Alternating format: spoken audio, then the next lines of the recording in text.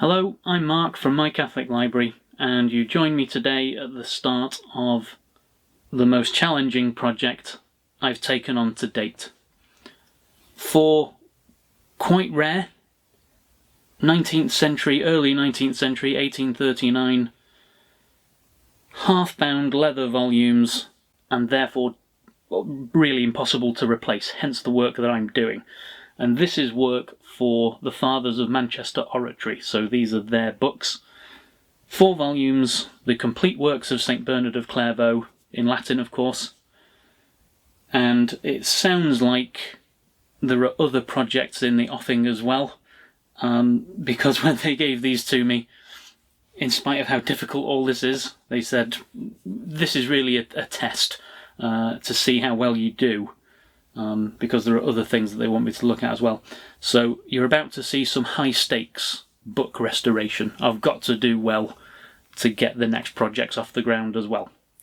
This will be a series of videos about this project rather than one. There's too much to do to just do one video about it. So to see the series of how I transform this into this, please subscribe to the YouTube channel, and that'll make sure that those videos show up in your newsfeed. The first step in restoring these books to their former glory is to re-sew the silk endbands, the stripey bands that appear at the top and bottom of the spine inside each book. So I've got to recreate exactly this and try and recreate this on each of these 3 books that have completely lost theirs. 3 of the 4 books were in this condition, and this was the only board still attached. I decided to remove it so that all 3 books would end up with exactly the same treatment. The books were sewn on hemp cords, very common at the time, but they're so thin it's no wonder that 5 of the 6 boards have become detached. The leather outer spine was attached to the book with a paper tube called a hollow. You can see when I move the board that it's not the leather keeping that spine on, so I've got to carefully split the hollow to remove it.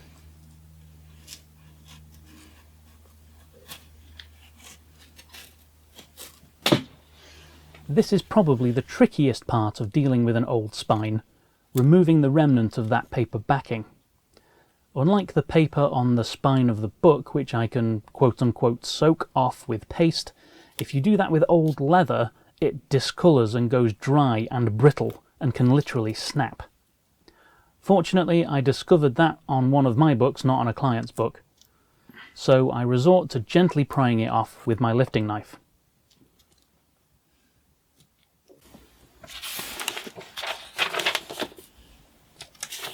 The first part of sewing an endband is called flagging the sections. Because a book like this is essentially a series of folded booklets sewn together, sections or signatures as they're sometimes called, you've got to find the middle of the section to sew through. Finding that centre can be fiddly at the start when you're working out how many sheets of paper make up one of these sections, but once you've got the count, it typically, though not always, remains the same through the rest of the book. A little trick is to lift the paper at the fold. If you've found the centre of the section, you can see the pages are a folded single sheet of paper. The long paper strips are to mark where the centre of the folded sections are, so I can find them while the book is clamped up in the press. With the spine nice and clean and the sections flagged, it's time to start sewing the first endband. I push the primary colour, in this case yellow, through the first section, and then a second time sew a loop forms, which will hold the core of the endband in place. Then set up the book in my finishing press.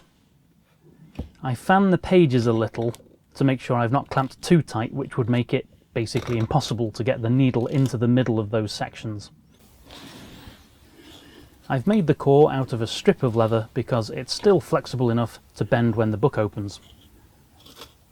Bringing the primary thread around under the band helps lock it in place, and the needle pushed through into the book stops it flapping around while I'm sewing. Don't worry, this doesn't damage the book in any way. And now the long task of sewing the end band begins in earnest. This is almost the simplest end band you can do with just 2 colours and 1 core, and it still takes forever, hence the sped up footage. The process is straightforward though, wrapping 1 colour around the core until you want to swap, bringing the new colour over the top of the old one and wrapping again.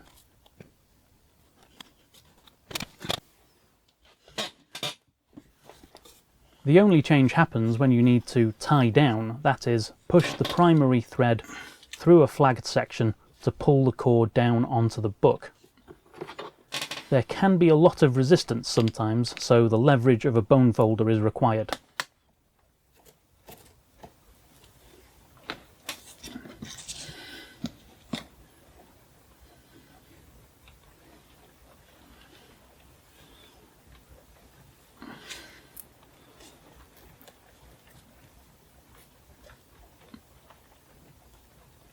Now, you may be wondering why, on a book with a very strong white and blue colour scheme, I opted for yellow and green.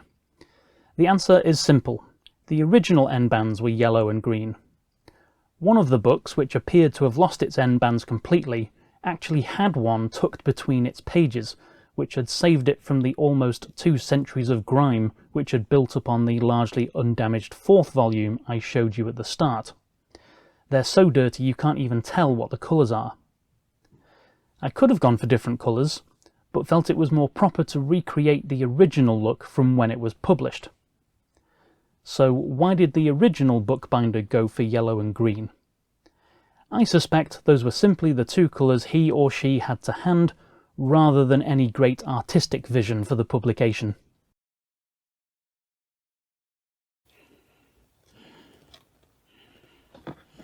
To finish off, I do a final tie down. I probably needed a pair of pliers to pull the needle out, but just about managed.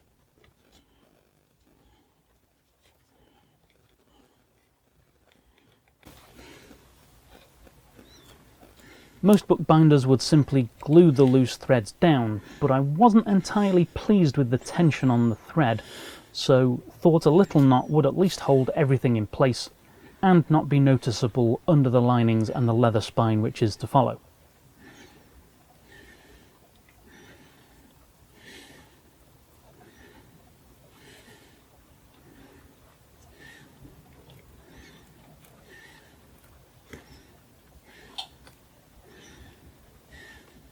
And you can see what a difference this whole process makes in this side-by-side comparison with the original end bands on volume 4.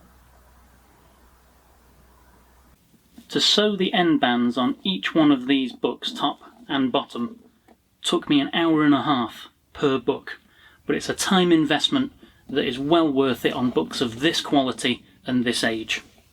The next task is to prepare the text block and the boards to be reattached. The challenge is, can I do it without causing irreparable and very noticeable damage to this antique leather? We'll find out the answer to that in the next video, and there'll be a link to that video either on screen or in the description when that gets published. In the meantime, give the like button a nudge. It just means that this video is going to get shown to more people who are going to enjoy it as well, and I'll see you back in the bindery for the next steps.